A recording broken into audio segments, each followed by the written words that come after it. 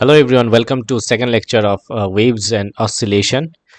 Last lecture में हम लोगों ने प्रोग्रेसिव वेव के बारे में पढ़ा था, जहाँ पे प्रोग्रेसिव वेव का equation along with phase difference and path difference के बारे में हम लोग को कुछ आइडिया मिला था। एंड ये था लास्ट क्लास का derivation related to progressive wave. And आज हम लोग पढ़ने वाले हैं मेनली सुपरपोजिशन ऑफ वेव्स। ठीक है, superposition of waves.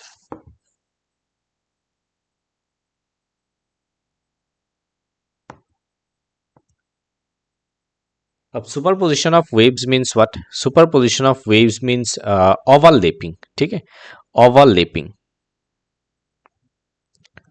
Of minimum two wave pulse. ठीक है, वेव पल्स मिनिमम दो होना चाहिए एंड दो वेव पल्स का सुपरपोज यानी कि ओवरलैपिंग होता है। ओवरलैपिंग में हम लोग क्या करते हैं? एडिशन। ठीक है, ऐड करते हैं किसको? दो वेव पल्स को। Now let's see example. Okay, example के तरफ चलते हैं, तभी ये इजीली समझ में आएगा। ठीक है, एग्जाम्पल पे सपोज हम लोग मान लेते हैं कि ये एक वेव है। ठीक है, एंड से दिस इज ए जिसका वेलोसिटी है v। ओके, सिमिलर वे में दूसरा वेव ऑपोजिट डायरेक्शन से आ रहा है विथ सेम वेलोसिटी, उसका नाम है b। ठीक है, अब after certain period of time ये दोनों ओवरलैप होगा। सो ओवरलैपिंग जो सुपरपोज्ड वेव है ये हो जाएगा superposed wave which is y। That means क्या डिफरेंस यहाँ पे मिल रहा है? डिफरेंस ये मिल रहा है कि इसका जो एम्पलीट्यूड है वो इंक्रीज हुआ, but after a certain period of time again b का जो वेव नेचर था वो फिर से रीगेन होगा एंड a का जो वेव नेचर था वो फिर से रीगेन होगा after a certain period of time. जो a था जिसका ओरिजिनल एम्पलीट्यूड था, same amplitude with same velocity, it will progress. That means during superposition, ये क्या हुआ? during superposition। ठीक है, एंड ये वाला क्या है? ये आफ्टर सुपरपोजिशन। आफ्टर सुपरपोजिशन में डिफरेंस क्या है? आफ्टर सुपरपोजिशन जो इनिशियल वेव पल्स था, इनिशियल वेव पल्स कौन सा? इनिशियल वेव पल्स, ये इनिशियल वेव पल्स का जो कैरेक्टरिस्टिक्स है वो सिमिलर कैरेक्टरिस्टिक्स उसने रिगेन कर लिया सुपरपोजिशन के बाद। समझ में आया? जो वेव इस साइड में जाना था वो वेव ए नंबर वेव इसी साइड में जा रहा है and B wave opposite negative X axis की तरफ जा रहा था, B wave negative X axis की तरफ विद सेम एम्पलीट्यूड रिगेन कर लिया। ठीक है, so this is the main characteristics of superposed wave कि वो कुछ टाइम के बाद अपना जो इनिशियल कैरेक्टरिस्टिक्स है वो रिगेन करता है। सेकेंड एग्जाम्पल हम लोग देखते हैं, एग्जाम्पल 2। इसमें क्या होगा? Suppose this is a wave P।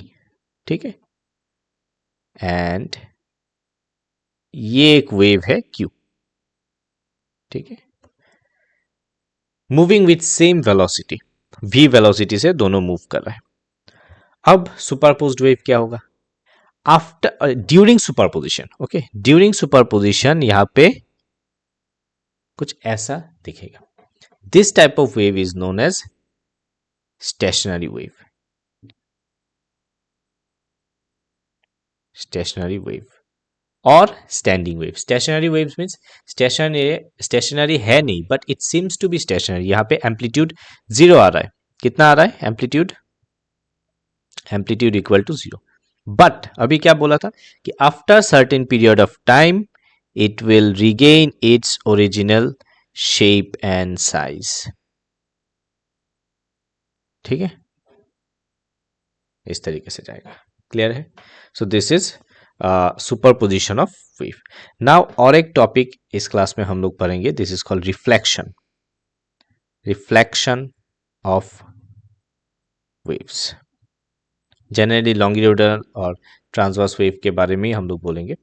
So first one is that reflection from rigid support. Rigid support, ये याद रखने का चीज है, रिजिड सपोर्ट से कैसे रिफ्लेक्शन होता है. ठीक है, सपोज रिजिड सपोर्ट के लिए फॉर एग्जांपल हम लोग एक स्ट्रिंग ले लेते हैं जो दोनों एंड पे टाई है. ठीक है, अच्छा फॉर एग्जांपल ऐसे, यस,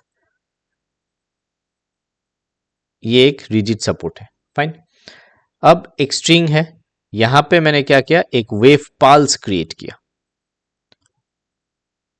जो इस डायरेक्शन में विद वेलोसिटी v जा रहा है. राइट, आफ्टर रिफ्लेक्शन क्या हो जाएगा, ये पॉइंट कैसा पॉइंट है, this is fixed point. Fixed, fixed means rigid.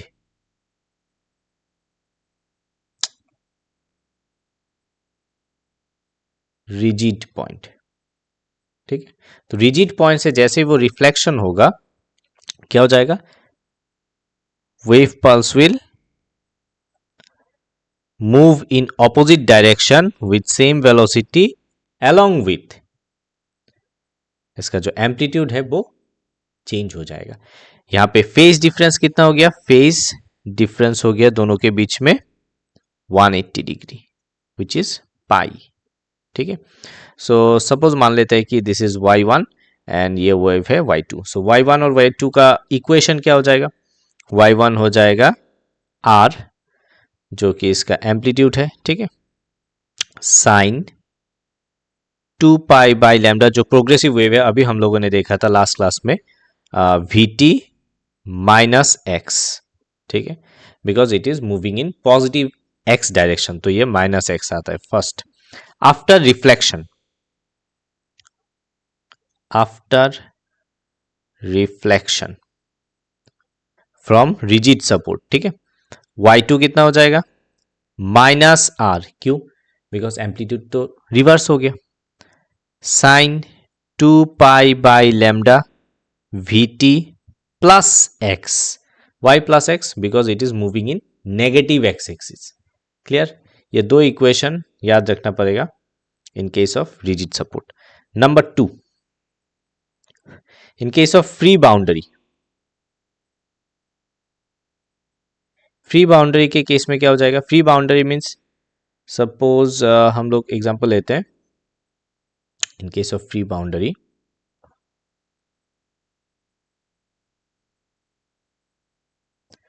ये एक वॉल है एंड यहां पे एक ring, with the help of ring हमने एक स्ट्रिंग लगाया और यहां पे मैंने एक क्या, एक वेव पल्स क्रिएट किया. ठीक है, जिसका एम्पलीट्यूड r है which is moving with velocity v. Clear, this is flexible. Flexible means free boundary. Okay,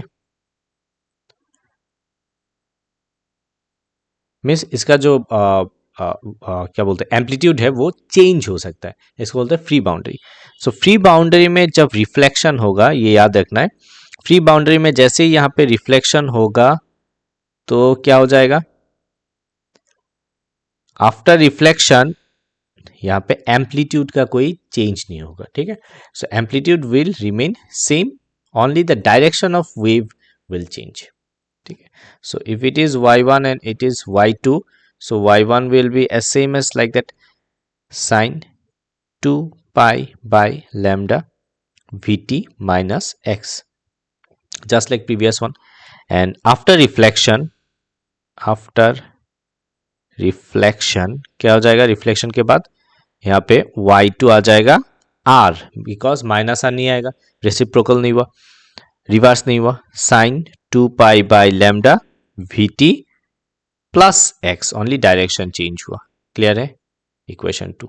so this two equation in case of free boundary and again this two equation in case of rigid support are very very important, because ये दोनों equation को हम लोग use करके in case of string, in case of closed pipe and open pipe, तीनों के case में हम लोग मोड्स ऑफ वाइब्रेशन देखेंगे नेक्स्ट क्लास में. ठीक है, तो होपफुली ये क्लास बहुत इंपॉर्टेंट होगा नेक्स्ट क्लास के लिए भी. सो सुपरपोजिशन ऑफ वेव भी हम लोग यूज करेंगे along with प्रोग्रेसिव वेव. तो फर्स्ट लेक्चर और सेकंड लेक्चर का क्लास जो है इन दोनों का मिक्सचर होगा थर्ड लेक्चर में, ठीक है। So thank you very much for watching this, thanks.